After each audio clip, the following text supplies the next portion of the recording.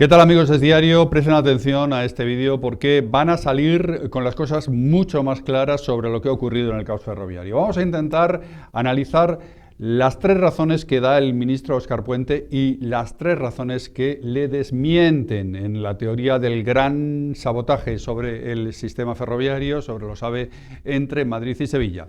Vamos a empezar por la número 3. Y por la número 1, que es esta que están viendo ahora. El presidente de Renfe desmiente la teoría del sabotaje. Este es el primer impacto sobre la teoría del sabotaje que mantiene el gobierno de España, Óscar Puente y también el propio Pedro Sánchez. El presidente de Renfe, autoridad cualificada, que además a muy temprana hora, mucho antes de que hablara Óscar Puente en una emisora de radio, ya decía lo que había ocurrido.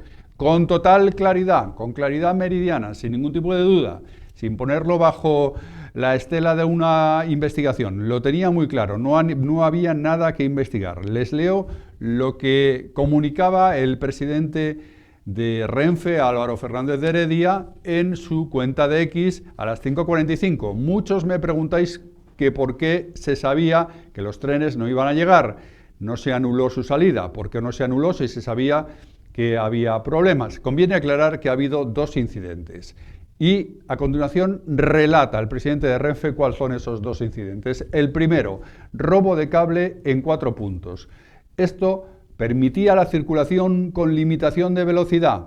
Significaba que iba a haber retrasos de unos 60 minutos. Esto es lo que se sabía cuando habían salido los trenes.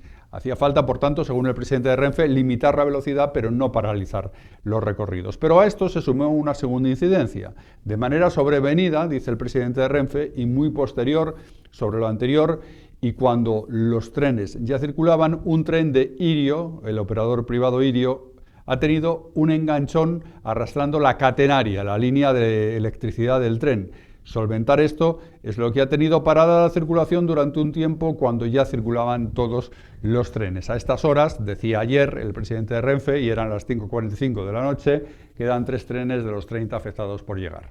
Bien, esto es lo que decía el presidente de Renfe y este es el primer impacto sobre la línea de flotación de la teoría del gran sabotaje defendida por el propio Óscar Puente. Luego tenemos otro segundo impacto, la Guardia Civil. La propia Guardia Civil que investiga lo sucedido, el caso, y investiga el caso como un robo, es decir, no como un sabotaje, sino como un robo. Además, la Guardia Civil añade, esto es algo habitual en zonas de Castilla-La Mancha porque es una región muy central de la península ibérica con mucho tránsito ferroviario y esto es algo normal. Hay gente, hay ladrones que se dedican a robar pequeñas cantidades de cable de cobre que van acumulando y que luego ellos revenden sacando un provecho económico. La Guardia Civil investiga como principal hipótesis del robo del cable en el corte de tren que ha dejado a 10.700 pasajeros. Esta es la hipótesis que maneja la Guardia Civil, el robo de cable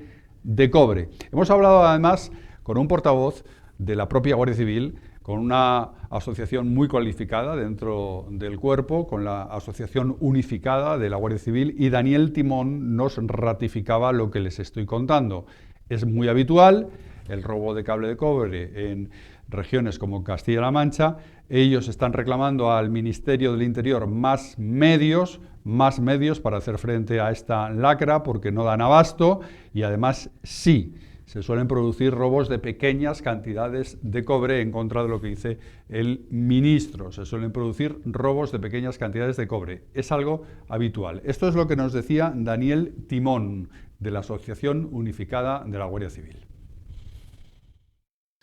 Es totalmente factible que sea un robo. De hecho, se dan las circunstancias y las características habituales de lo que son los robos de este tipo de instalaciones. Es más, el año pasado solamente en Toledo tuvimos 800 robos de cable, tanto en infraestructuras de trenes como etcétera, etcétera. Es una práctica habitual en nuestra provincia este tipo de delitos. Bien, pues esto es lo que decía en Es Diario Daniel Timón, de la Asociación Unificada de la Guardia Civil. Es algo habitual el robo de cable. De hecho, se produce de una forma cuantiosa a lo largo del año en regiones como la de Castilla-La Mancha. Por tanto, ya tenemos dos impactos sobre la teoría del sabotaje que se empeña, que se enroca el gobierno de Pedro Sánchez en defender por boca, sobre todo, del ministro Óscar Puente. Y tenemos un tercer impacto, que es el que van a ver ahora, sobre la teoría del sabotaje. Moncloa intenta expandir esta idea, precisamente esta idea del sabotaje. ¿Por qué esto es un impacto sobre la idea del sabotaje? Pues, hombre, pues porque te estás empeñando contra viento y marea. Entonces, cuando te estás empeñando contra viento y marea, contra lo que está diciendo la Guardia Civil, contra lo que está diciendo el propio presidente de Renfe, es que tú mismo te estás desmintiendo, porque te estás empeñando en un relato que no tiene un contraste con la realidad adecuado, porque luego hay otras fuentes que te están desmintiendo. Esto es lo que decía Óscar Puente en su cuenta de X. Hemos sufrido un acto de grave sabotaje en la línea de alta velocidad Madrid-Sevilla. 4 robos de cable en puntos distintos en un radio de 10 kilómetros. Puntos kilométricos, y dice los puntos kilométricos que son los sistemas de seguridad de la línea.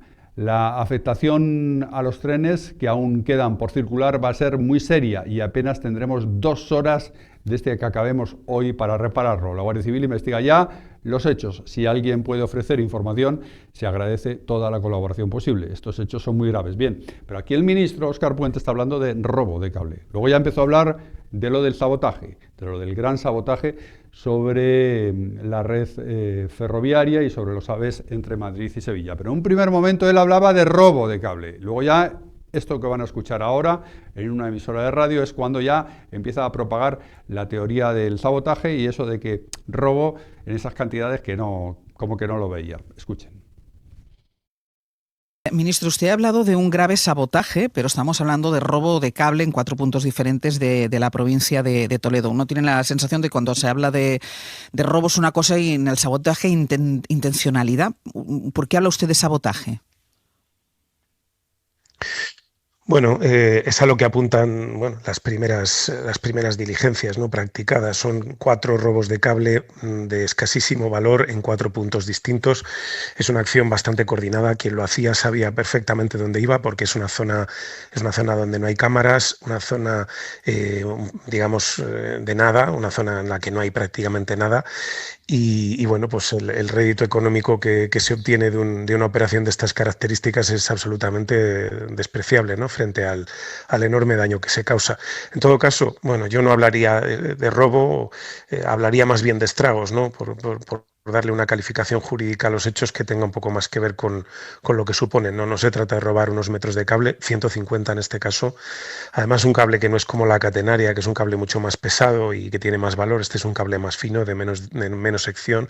Por tanto, ya digo, estamos hablando de que como tal, como robo, la cuantía que puedan obtener por ese cable es absolutamente mínima, ¿no?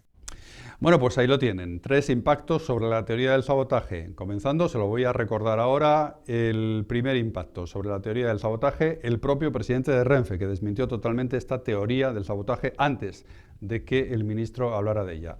Segundo impacto, lo que está diciendo la Guardia Civil, que además insiste en que este tipo de prácticas de robo de cable de cobre son habituales en Castilla-La Mancha por el gran tráfico que hay de trenes. Y, en tercer lugar, la Moncloa, que intenta expandir una idea contra viento y marea, incluso contra lo que decía el propio ministro en su cuenta de X, que hablaba de robo, no hablaba de sabotaje. Luego ya empezó a hablar, y con insistencia, de la teoría del sabotaje. Y como guinda de todo esto, pues Sirio también desmintiendo al ministro y desmintiendo la teoría del ministro. Irio descarta ser responsable de la caída de la catenaria. En este caso, el operador privado también está desmintiendo lo que decía el presidente de Renfe. Fue por causas completamente ajenas al tren. Así que todo se vuelve en contra del relato del gran sabotaje mantenido por Óscar Puente. Ya les decía al principio de este vídeo que si lo veían completo iban a tener mucho más claro. Hay que tener claro lo que es un relato con intención política y lo que es la información, que es lo que les estamos ofreciendo en este vídeo. Es diario, es noticia.